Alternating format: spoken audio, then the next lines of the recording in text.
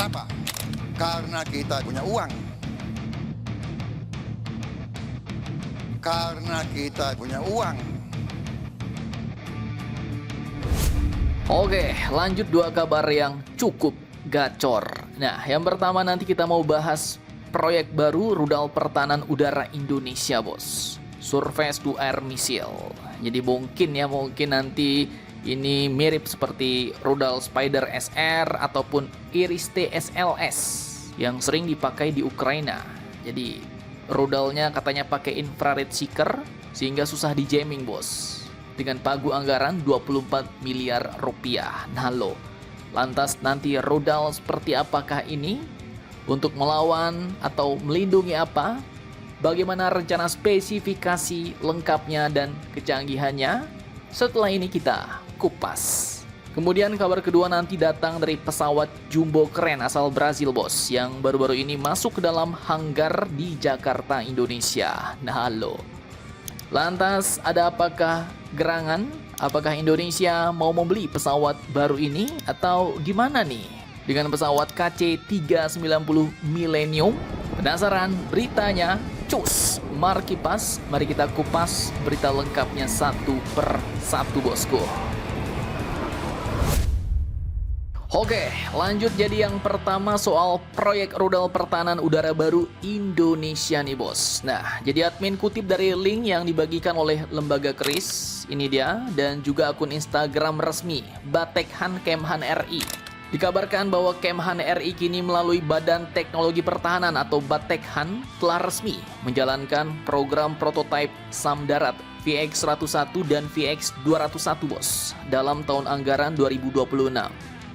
Kemudian lanjut disebutkan dalam data yang bisa dilihat, maka program ini akan dijalankan mulai Februari sampai Desember 2026.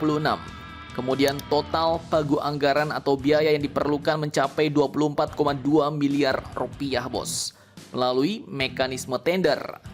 Dan karena dananya masuk lewat Batekhan, bukan lewat industri pertahanan lokal, maka artinya ini bukan beli dari luar negeri, bos. Bukan juga barang rebranding, bukan impor jadi, tapi murni pengembangan prototipe buatan dalam negeri. Artinya apa?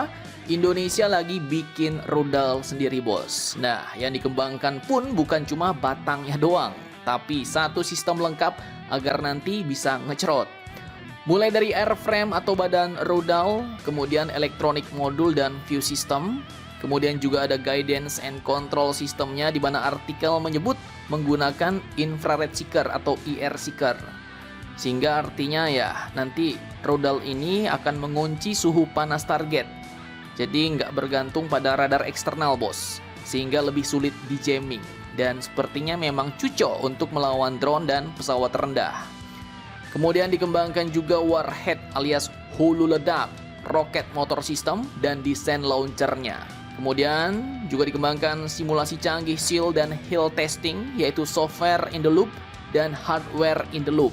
Ini berarti ya sudah masuk dalam tahap simulasi canggih sebelum uji nyata, bos. Dan sampailah nanti ke static test dan dynamic test. Artinya apa ya? Ini proyek bukan proyek setengah matang, bukan, tapi akan membangun rudal dari nol sampai jadi. Kemudian untuk spesifikasi dan kegacorannya, bos, menurut rencana jaraknya akan mencapai 20 km, menggunakan infrared seeker atau head seeking, terus bisa mobile, anti jamming, dan yang termantap ITAR free. Jadi bisa bebas dari kuncian teknologi Amerika ataupun kuncian negara lain, bos. Bisa bebas kita modif-modif nanti ya kan. Bisa bebas kita pakai mau nembak kemanapun ya bebas. Dan karena mobile, maka jelas sistem ini pastinya bisa berpindah cepat dengan bantuan kendaraan. Nah, pertanyaannya sekarang, apa yang penting dari program ini? Apa implikasi strategisnya bagi kita Indonesia? Untuk melindungi apa? Dan pertanyaan dalamnya, ini sekelas dengan rudal apa ya kan? Apa catatan pentingnya? Simak videonya sampai habis, bos.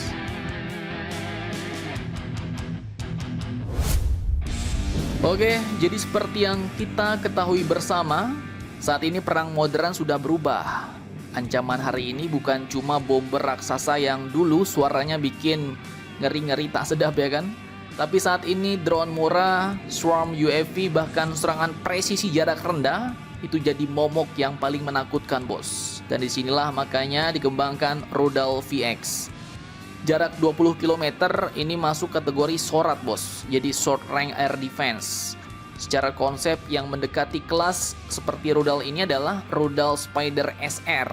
Tapi tentu ya beda jauh lah. Kalau rudal Spider kan sudah matang dan battle proven ya kan. Nah punya kita jelas masih tahap prototype dan belum combat proven. Jadi belum bisa dibilang setara sistem global yang sudah matang bos. Tapi memang arah konsepnya sudah jelas. Terus implikasinya apa? Nah pertama ini bisa jadi fondasi pertahanan udara berlapis kita bos. Jadi lapisan bawah untuk melindungi seperti contohnya pangkalan militer, kilang minyak, bandara, IKN, dan objek vital nasional lainnya. Kedua, ini juga tentang kemandirian teknologi kita nih. Jadi kalau Indonesia misalnya berhasil menguasai teknologi roket motor, guidance system, seeker, launcher, artinya kita bakal masuk ke dalam klub negara yang bisa desain rudal sendiri. Dan tadi yang paling penting karena ITAR free, nah ini jadi kita bakal tidak tergantung dengan regulasi negara lain. Jadi nggak perlu ikut aturan negara lain bos kalau mau nembakin rudal ya kan. Tapi ingat, kita juga harus realistis bos. Kita juga harus ngelihat kenyataan ya kan, ngelihat fakta. Jadi jangan bangga dan sombong dulu. Ini program jelas masih prototype. Nanti masih butuh integrasi radar lah, butuh sistem komando dan kontrol, butuh uji lanjutan dan lain-lain. Dan kalau berhenti cuma sampai di prototype doang ya dampaknya kecil bos. Karena nama programnya prototype ya kan. Bahkan bisa-bisa dikalikan 0. Tapi kalau misalnya kita lanjut produksi massal dan integrasi nasional, nah ini dia dampaknya bisa monumental. Jadi pertanyaannya apakah ini bakal sukses, bisa diproduksi massal dan menjadi cikal bakal rudal pertahanan udara nasional, atau malah mentok sampai di prototype doang dengan pagu anggaran 24 miliar.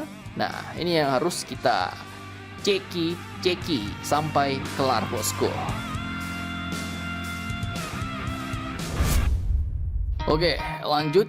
Kabar kedua terkait pesawat keren KC-390 dari Brazil bos, Embraer. Jadi pada tanggal 8 Februari 2026 kemarin, Kedutaan Besar Brazil di Jakarta telah mengumumkan sebuah momen penting, yaitu demonstrasi pesawat angkut militer Embraer KC-390 Millennium di Indonesia.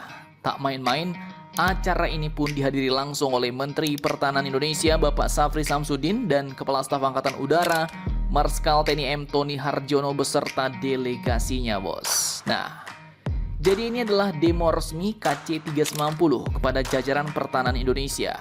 Bukan sekedar parkir lalu foto-foto doang, tapi pesawatnya benar-benar masuk hanggar nih bos. Para pejabat tinggi melihat langsung bagian dalamnya, diskusi teknis pastinya dilakukan, dan biasanya kalau Menhan dan Kasau sudah turun tangan langsung, ini artinya ya serius.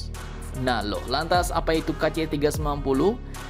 Jadi ini adalah pesawat angkut militer bermesin jet buatan Embraer Brazil bos. Mampu mengangkut pasukan, kendaraan taktis, logistik berat, evakuasi medis, hingga pengisian bahan bakar di udara.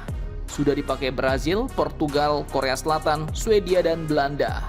Dan kecepatannya pun lebih tinggi dari Hercules klasik karena ini dengan menggunakan mesin jet, bukan lagi turboprop bos. Jadi kalau kirim bantuan bisa lebih cepat sampai.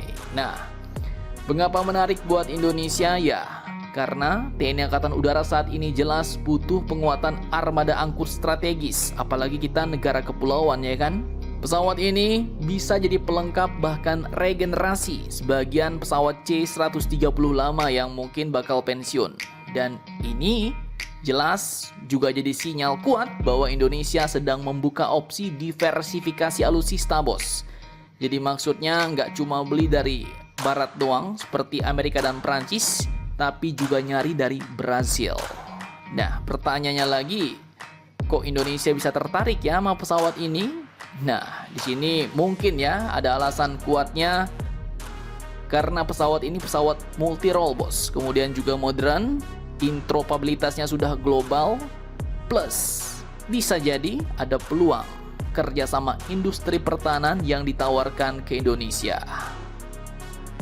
Jadi kalau Mimin lihat mungkin ini masih tahap penjajakan bos, tapi ada potensi pembelian serius. Apalagi sudah datang ke Indonesia langsung, bahkan Kasau dan Menhan datang langsung menjajakinya. Nah, jadi bagaimana menurut kalian tentang hal ini? Jangan lupa komentar, tetaplah kalian barbar, dan jangan santuy terus. Demi Indonesia tangguh, salam Indomax, Indo Magazines.